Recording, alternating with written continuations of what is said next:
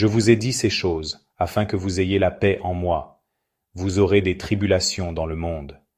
Mais prenez courage, j'ai vaincu le monde. C'est en Jean chapitre 16, verset 33, que Jésus libère cette parole bouleversante, destinée à tous ceux qui vacillent dans l'adversité.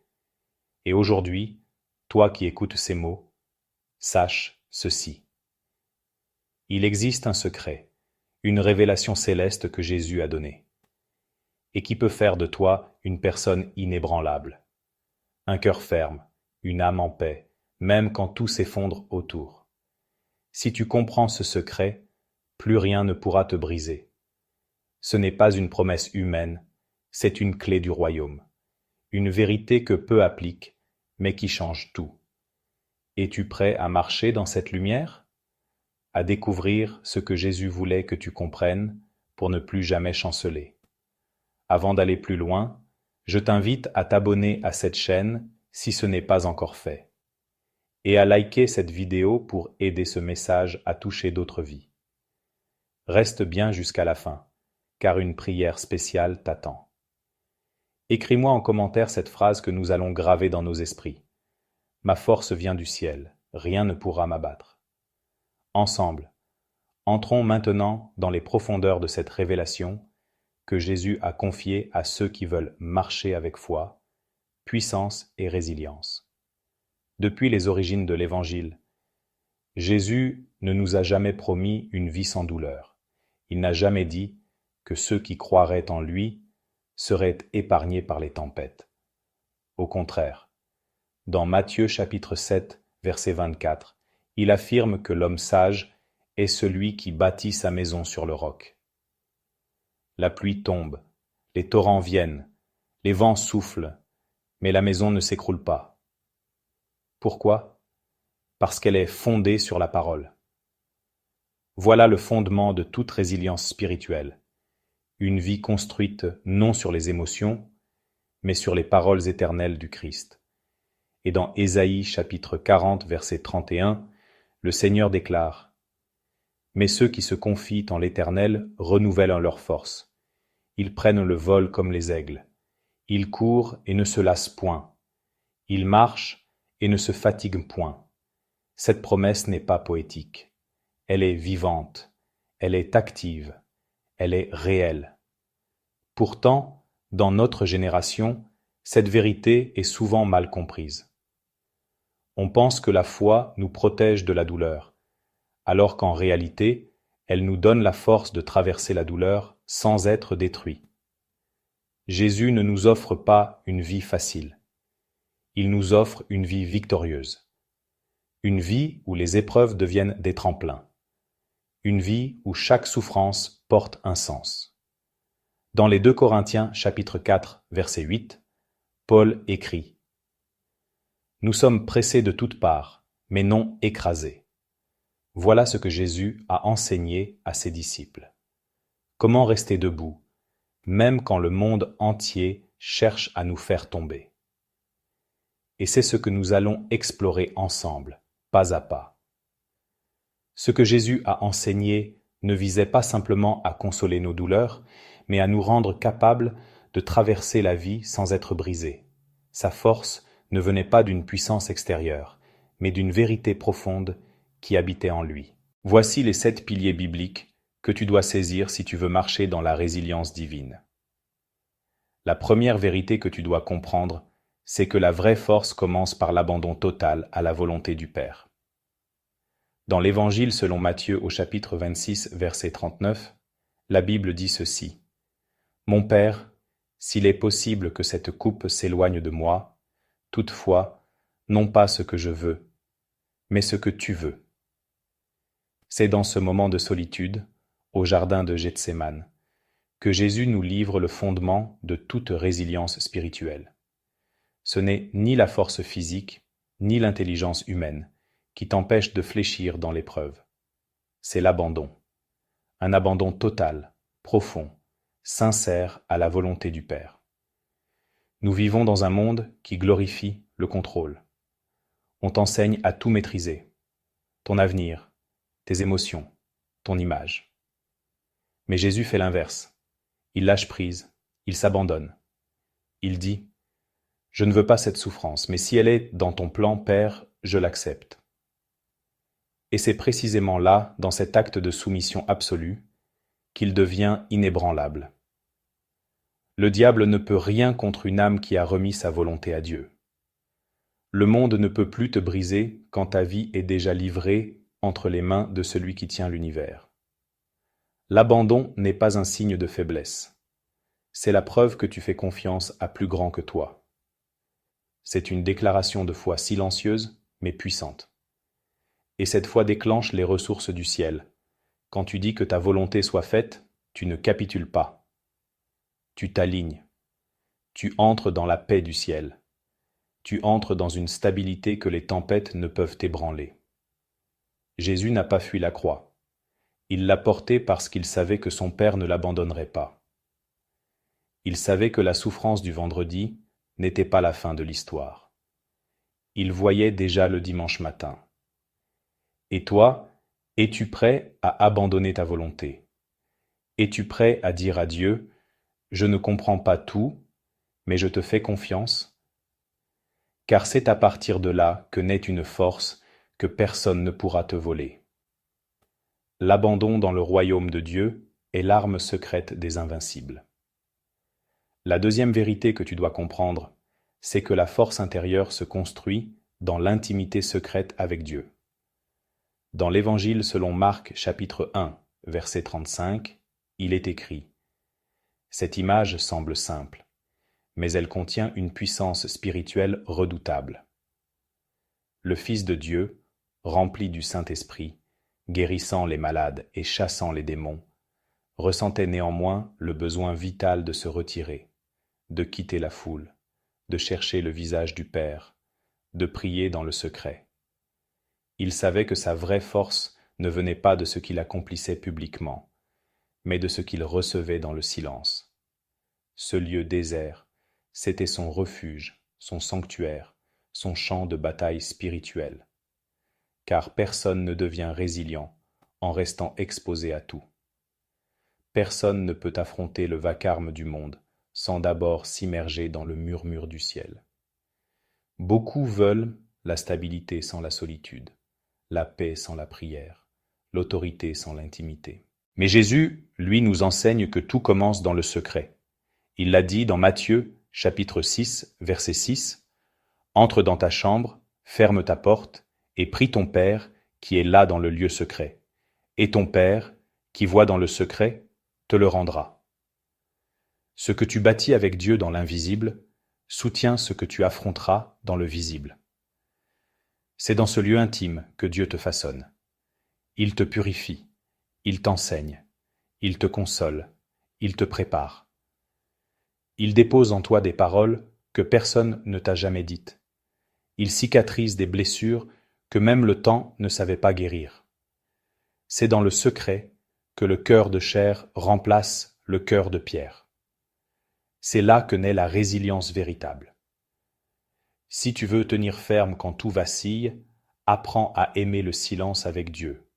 Demeure, écoute, attends. Il ne s'agit pas de prier mécaniquement, mais de rencontrer Dieu dans une relation réelle. Une relation qui transforme ton regard, qui purifie ton âme, qui aligne ton cœur avec le sien. Car c'est dans l'ombre que Dieu prépare ce qu'il veut rendre inébranlable sous la lumière. La troisième vérité que tu dois comprendre, c'est que l'amour de tes ennemis est une puissance de résilience surnaturelle. Dans Matthieu chapitre 5 verset 44, Jésus dit ces mots qui défient toute logique humaine. Et priez pour ceux qui vous maltraitent et vous persécutent. Ce commandement n'est pas un idéal lointain. C'est une stratégie céleste. Car aimer ses ennemis, ce n'est pas être naïf. C'est refuser de devenir comme eux. C'est une déclaration de liberté spirituelle. Tant que tu détestes celui qui t'a blessé, tu restes lié à sa blessure. Tu revis encore et encore ce qu'il t'a fait. Tu t'enchaînes toi-même au souvenir de ton offense. Mais le pardon, l'amour, brise ce lien invisible. Il ne justifie pas le mal, mais il t'en libère. Il dit, tu ne me contrôles plus. Ta haine ne dicte plus ma paix. Ton rejet ne définit plus ma valeur. Jésus sur la croix aurait pu maudire ses bourreaux. Mais il a choisi de dire, dans Luc chapitre 23 verset 34, « Père, pardonne-leur, car ils ne savent ce qu'ils font. » Et dans cette prière, il a brisé la malédiction du péché. Il a prouvé que l'amour est plus fort que la violence, que le pardon est plus fort que l'injustice, que le ciel triomphe toujours quand la terre échoue. Ce que Jésus nous enseigne, c'est que l'amour n'est pas une faiblesse, c'est une arme silencieuse, mais invincible. Elle protège ton cœur de l'amertume. Elle garde ton âme dans la paix. Elle t'élève là où l'ennemi veut te rabaisser. Elle te rend inattaquable, parce qu'elle t'empêche de te salir dans la même poussière que ceux qui veulent t'abattre. Aimer ton ennemi, ce n'est pas être d'accord avec lui, c'est être libre de lui. Et c'est cette liberté-là qui fait de toi une personne résiliente, une personne que rien n'arrête, parce qu'elle a compris que l'amour est la force des vainqueurs. La quatrième vérité que tu dois comprendre, c'est que la puissance de tes paroles détermine la solidité de ton esprit. Dans Proverbes chapitre 18 verset 21, il est écrit « La mort et la vie sont au pouvoir de la langue. Quiconque l'aime en mangera les fruits. » Ce verset n'est pas une métaphore poétique. C'est une loi spirituelle. Jésus lui-même l'a confirmé dans Matthieu chapitre 12 verset 36. « Je vous le dis, au jour du jugement, les hommes rendront compte de toute parole vaine qu'ils auront proférée. Ce que tu dis n'est jamais neutre. Chaque parole que tu prononces construit ou détruit ton monde intérieur. Tu veux devenir résilient ?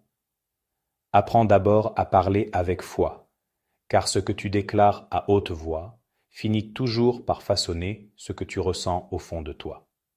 Beaucoup s'effondrent, non pas à cause de ce qu'ils vivent, mais à cause de ce qu'ils disent continuellement. Ils nourrissent leur douleur en répétant leur peur. Ils renforcent leurs blessures en proclamant leur désespoir.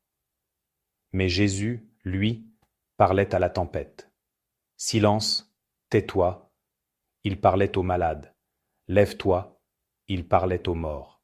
« Sors !» Et chaque mot portait une autorité céleste. Pourquoi ? Parce qu'il ne laissait jamais ses émotions dicter ses déclarations. Il ne parlait pas à partir de la peur, mais à partir de la vérité. Et cette vérité, c'était la parole du Père. Si tu veux devenir fort, commence par faire de ta bouche un instrument de vie. Ne répète pas les paroles du monde. Ne fais pas écho aux voix négatives. Laisse la parole de Dieu remplir ton cœur et qu'elle déborde dans ta bouche. Déclare des promesses, même quand tu ne les vois pas encore. Bénis, même quand tu ne te sens pas fort. Parle comme si tu étais déjà guéri, déjà restauré, déjà vainqueur. Car en Christ, tu l'es déjà. Les paroles que tu laisses sortir de ta bouche sont les briques invisibles de ta forteresse intérieure. Si elles sont remplies de foi, de paix et de vérité, rien ne pourra abattre ce que tu bâtis. La cinquième vérité que tu dois comprendre, c'est que ta résilience dépend de ta conscience de ton identité en Christ. Lorsque Jésus fut conduit au désert pour être tenté, l'une des premières attaques de l'ennemi fut une question subtile mais destructrice. Si tu es le Fils de Dieu. Ce passage se trouve dans Matthieu chapitre 4, et il dévoile une stratégie ancienne du diable, te faire douter de qui tu es, car un cœur qui doute de son identité est un cœur vulnérable. Un esprit qui ne sait pas à qui il appartient est une cible facile pour la peur, la honte et la confusion. Mais Jésus n'a pas répondu par des preuves, ni par des émotions. Il a répondu par la parole. Il savait qui il était. Il n'avait rien à prouver, car la voix du Père avait déjà retenti au moment de son baptême dans Matthieu chapitre 3 verset 17. Et voici, une voix fit entendre des cieux ces paroles. Cette déclaration était sa racine, son fondement, sa force. Justifié, racheté au prix du sang de Jésus, que ton identité n'est pas construite sur ton passé, ni sur ce que les gens disent de toi, mais sur ce que Dieu a proclamé sur ta vie. Lorsque cette vérité descend dans ton cœur, elle devient un bouclier. Elle te garde stable quand tout autour vacille. Elle t'empêche de mendier l'amour des hommes, parce que tu as déjà reçu l'amour du Père. L'ennemi tremble devant un croyant qui sait qui il est. Parce qu'un tel homme, une telle femme, ne se laisse pas manipuler par les circonstances. Il peut perdre son travail, sa santé, ses amis, mais il ne perdra jamais son identité. Et c'est cette stabilité qui rend inébranlable. Si cette vérité résonne en toi, alors ne garde pas ce message pour toi. Like cette vidéo maintenant et abonne-toi à cette chaîne si ce n'est pas encore fait. Chaque jour, nous publions des paroles de vie pour fortifier ta foi, t'éclairer dans tes combats et t'emmener plus loin avec Dieu. Et si tu veux vraiment ancrer cette vérité, écris en commentaire. Je sais à qui j'appartiens. Car tout commence là, quand tu te tiens ferme et debout dans ton identité d'enfant de Dieu. La 6e vérité que tu dois comprendre, c'est que la vision de l'éternité donne une force que rien sur terre ne peut éteindre. Jésus n'a jamais été prisonnier de l'instant. Il vivait chaque moment avec une conscience céleste. Même devant la croix, il gardait les yeux levés vers la gloire à venir. Dans l'Épître aux Hébreux, chapitre 12, verset 2, il est écrit « Jésus, qui en échange de la joie qui lui était réservée, a souffert la croix, méprisé l'ignominie, et s'est assis à la droite du trône de Dieu. Voilà la clé, la joie qui lui était réservée. » Jésus a enduré l'inimaginable, parce qu'il voyait au-delà. Il ne se limitait pas à la souffrance présente. Il contemplait la victoire future. Tu veux être fort dans l'épreuve? Alors élève ton regard. Sors du cercle étroit de ce que tu ressens maintenant. Regarde avec les yeux de l'éternité. Les douleurs d'aujourd'hui ne sont pas la fin. Les pertes, les déceptions, les trahisons, les larmes, tout cela est réel, mais tout cela est passager. Paul l'écrit dans 2 Corinthiens, chapitre 4, verset 17. Car nos légères afflictions du moment présent produisent pour nous, au-delà de toute mesure, un poids éternel de gloire. Cette perspective change tout. Quand tu vis pour cette terre seulement, chaque blessure semble définitive. Chaque échec devient une tragédie. Chaque rejet te semble insupportable. Mais quand tu sais que ta vie est cachée en Christ, que ton nom est inscrit dans le livre de vie, que ton avenir est déjà entre les mains du roi des rois, alors tu traverses même les flammes sans perdre ton chant. Jésus voyait la gloire du royaume. Et c'est pour cela qu'il pouvait pardonner. Il voyait les rachetés. Et c'est pour cela qu'il pouvait souffrir. Il voyait l'éternité. Et c'est pour cela qu'il pouvait mourir sans perdre la paix. Et toi, quelle est ta vision? Que vois-tu au-delà de tes larmes? Si tu veux tenir debout, regarde plus loin. Regarde plus haut. Car ce que tu vois détermine ce que tu supportes. Et plus tu vois loin, plus tu pourras avancer sans jamais fléchir. La 7e vérité que tu dois comprendre, c'est que la joie en Christ est une source surnaturelle de force intérieure. Trop souvent, les croyants cherchent la joie dans les bénédictions visibles, la réussite, la guérison, la provision.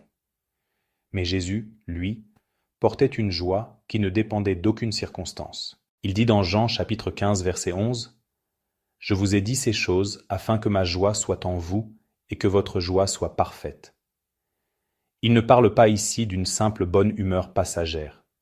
Il parle d'une joie parfaite, divine, stable, enracinée dans sa présence. Cette joie-là, c'est une arme spirituelle.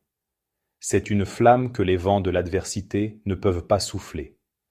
C'est une lumière intérieure que même les ténèbres extérieures ne peuvent éteindre. Et cette joie n'est pas une option. Elle est un fruit du Saint-Esprit, comme le dit Galates, chapitre 5, verset 22. Elle fait partie de ton héritage en Christ. Ne te laisse pas voler cette joie, car c'est dans cette joie que tu trouves la force. Néhémie chapitre 8, verset 10 déclare « Ne vous affligez pas, car la joie de l'Éternel est votre force. » L'ennemi ne cherche pas seulement à te faire tomber, il cherche à voler ta joie, car il sait qu'un cœur joyeux peut tout supporter. Il sait qu'un croyant qui chante même dans la tempête est un danger pour son royaume. Regarde Paul et Silas, enfermés dans une prison, battus, enchaînés, et pourtant, ils chantaient. Et c'est cette louange, cette joie, cette foi scandaleuse qui a fait trembler les fondations de la prison. Car la joie en Christ n'est pas naturelle, elle est céleste, elle dépasse l'entendement, elle contredit les circonstances, et elle ouvre les cieux. Ne laisse pas les soucis de ce monde étouffer cette source. Entretiens-la, nourris-la dans la prière, dans la louange, dans la reconnaissance. Même au milieu des larmes, choisis la joie. Même au cœur de la perte, proclame la vie, car cette joie, personne ne peut te l'arracher. Jésus l'a mise en toi, et tant qu'elle brûle, tu seras debout. Voilà pourquoi, même si le monde chancelle, même si tout semble te faire plier, tant que la joie du Seigneur demeure en toi, plus rien ne pourra te briser. Tu as entendu les fondations visibles. Mais il existe des choses que Dieu ne révèle qu'à ceux qui cherchent plus loin, plus profondément, dans le silence et l'obéissance. 5 mystères spirituels, dissimulés dans l'Écriture, attendent d'être découverts. Et quand ils sont révélés, ils changent radicalement ta manière de résister aux tempêtes. Premier mystère caché. L'espérance dans la promesse te soutient davantage que la délivrance immédiate. Dans l'Épître aux Romains, chapitre 8, verset 24, il est écrit « Car c'est en espérance que nous sommes sauvés. » Or, l'espérance qu'on voit n'est plus espérance. Ce qu'on voit, peut-on l'espérer encore? Cette parole bouleverse la logique humaine. Elle nous révèle que Dieu n'a jamais prévu que notre stabilité intérieure dépende des choses visibles. Elle repose au contraire sur l'espérance, une force mystérieuse, invisible, qui nous rattache à ce que Dieu a promis, même si nos yeux ne le voient pas encore. C'est là que réside un mystère redoutable. Ce n'est pas la délivrance immédiate qui rend ton âme solide, mais l'espérance vivante. L'attente, nourrie par la foi, façonne en toi une force que l'accomplissement ne peut pas produire. Regarde Abraham.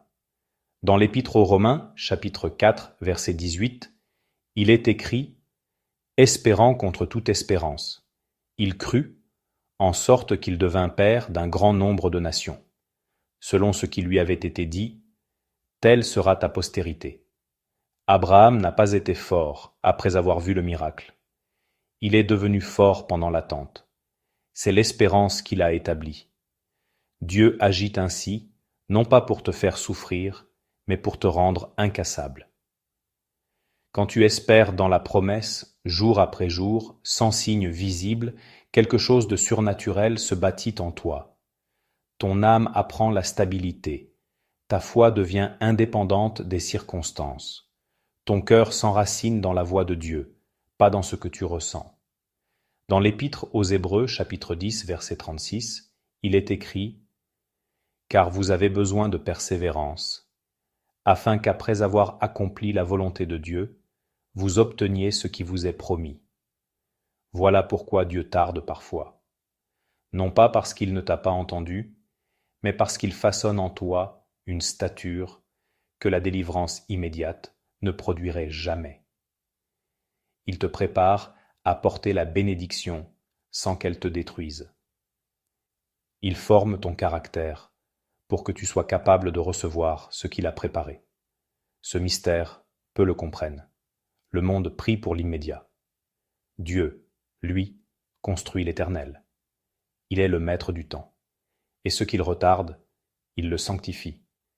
Il ne veut pas seulement t'exaucer, il veut t'endurcir dans la foi, il veut que ton espérance devienne une flamme qui ne s'éteint jamais, même dans l'obscurité. Alors, ne baisse pas les bras parce que la réponse tarde. Ne maudis pas Dieu parce que tu ne vois rien venir. Ce silence est une formation. Cette attente est une élévation. Tu es en train de devenir fort. Précisément parce que tu continues à croire sans voir. Et un jour, tu réaliseras que ce temps d'espérance était en réalité un cadeau. Non pas une punition, mais une préparation. Dieu ne t'a pas oublié. Il t'a mis à part. Et cette promesse qu'il t'a faite, elle ne mentira pas. Elle arrivera en son temps. Et ce jour-là, tu béniras même l'attente. Ceux qui pleurent devant Dieu deviennent des colonnes dans le royaume. Dans le psaume 56, verset 8, cette déclaration est une révélation, car elle signifie que Dieu ne gaspille aucune larme, pas une seule. Celle que tu verses en silence, celle que personne ne voit, celle que tu essuies seul au fond de la nuit, elle ne s'évapore pas. Elle monte, elle parle, elles s'accumulent dans une outre céleste, et elles deviennent des fondations invisibles sur lesquelles Dieu bâtit ta force. Ceux qui pleurent dans la présence de Dieu ne sont pas faibles. Ils sont en train d'être consolidés. Ils sont en train de changer de structure intérieure. Le monde dit « cache ta douleur ». Dieu dit « verse-la devant moi ». Car une larme versée devant le trône devient une graine de puissance. Elle irrigue ton appel. Elle fertilise ton caractère. Elle prépare ton élévation. Regarde Anne, la mère du prophète Samuel. Elle pleurait dans le temple, amère, incomprise, méprisée. Mais elle ne fuyait pas Dieu. Elle s'approchait de lui.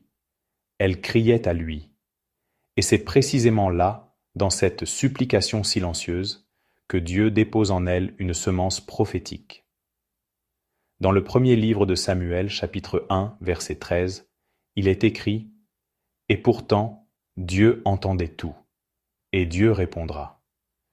Et de ces larmes naîtra un homme qui changera l'histoire d'Israël. Il y a des douleurs que personne ne comprend, des blessures que tu ne peux même pas expliquer, mais Dieu les connaît, et plus encore, il les utilise. Il ne les gaspille pas. Chaque larme devient un témoignage silencieux inscrit dans les cieux, et ces larmes, loin de te rendre instable, t'enracinent. Elles creusent en toi une profondeur que rien ne peut combler, sinon la gloire de Dieu. Dans Lamentations, chapitre 3, verset 22, il est écrit « Voilà pourquoi tu peux pleurer devant lui sans crainte, car il ne t'humiliera jamais dans ta vulnérabilité. Au contraire, il te relèvera. Il fera de ta faiblesse une force. Il fera de ton abattement une autorité. Ceux qui pleurent devant les hommes restent dépendants du regard des autres. Mais ceux qui pleurent devant Dieu deviennent indépendants, solides, inébranlables.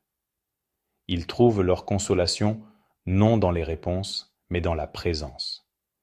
Ils ne cherchent pas seulement à être soulagés. Ils veulent être transformés. Et Dieu les transforme. Il en fait des colonnes, pas des statues froides et religieuses, mais des piliers vivants, capables de porter d'autres âmes. Parce qu'eux-mêmes savent ce que signifie être brisé et reconstruit. Alors, ne retiens pas tes larmes, mais verse-les au bon endroit, car le lieu de ta douleur peut devenir le lieu de ta stabilité.